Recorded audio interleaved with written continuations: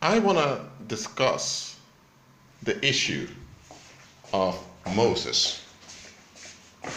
When he was age 40, he saw this Israelite being abused physically by an overseer. Man, he stood up for the victim against the abuser, and it escalated. The abuser ended up dead. In the defense of the victim, Moses had to kill the guy because the guy obviously didn't want to let go. Now, did Moses intend to kill someone? No, he stood up for someone that was abused, someone that was victimized. But that's how it goes in the world. Often, abusers don't want to let go when things escalate. Moses hit the guy in the sand. He didn't have to. As a prince of Egypt, you could just make plain, this guy was violating Egyptian law. Me, as a prince of Egypt, came, told him to stop. He didn't want to stop, so I had to deal with him. He could have done that. But anyway, he hit the body. The next day, there was an Israelite abusing an Israelite, and when he stopped that guy, the guy that was abusing accused him, saying, "Who do you think you are, being a judge over us? You want to kill me like you killed that Egyptian?" So hold on a minute. So people knew Moses stood up for an Israelite, and they spoke about it. But here's the thing. A lot of folks did not want to let go of their false entitlements. And were those false entitlements that enabled them to abuse their fellow human beings. When Moses stopped that Israelites from abusing the other, he did the right thing. The one that was stopped should have repented. Instead, he went against Moses, saying, "Who do you think you are? I have a right." His attitude was, "I have a right to will whatever I will. This is how I decide to deal with it. This is my life. I determine. I." Moses stopped him.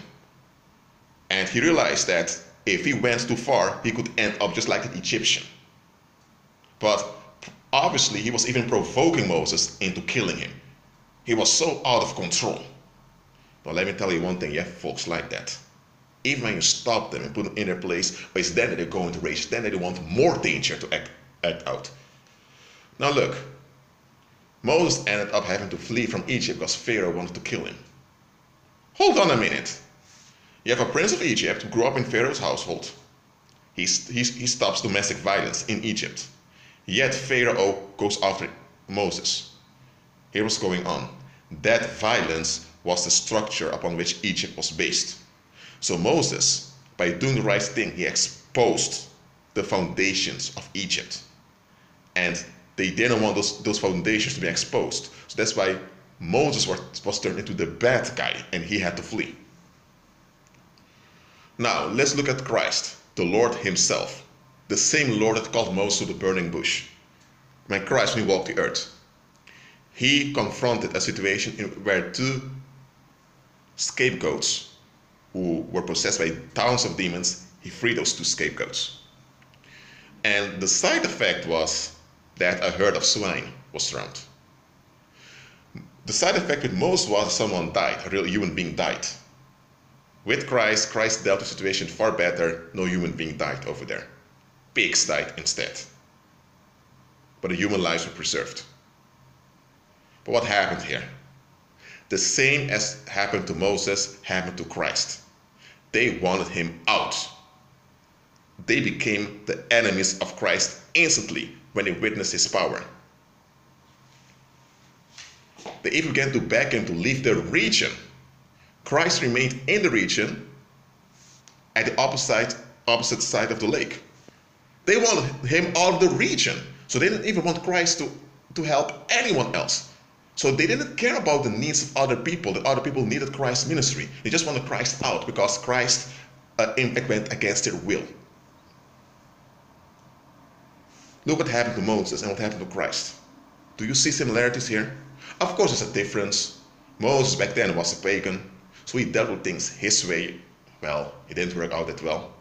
Christ, who's the Lord himself, he dealt with something very effectively. No human life was harmed, but the human beings who were in the negative there, they want to take it out on Christ. But because they witnessed his power, they were too frightened to lay hands on him. So they began to generate this psychic violence against him. They want him to leave the region. Christ did not give in to their will.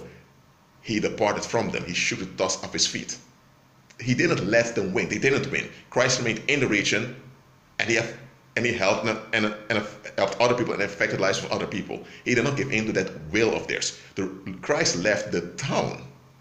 He didn't leave the region. They wanted him out of the region. He remained in the region of completing a ministry while he didn't even bother with them in their town. They were left with their curse.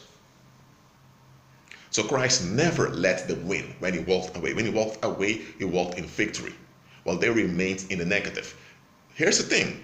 There were many other people that needed Christ's help. Think about Jairus, whose daughter died and Christ rose from the dead. Think about that woman with an issue of blood that received instant healing.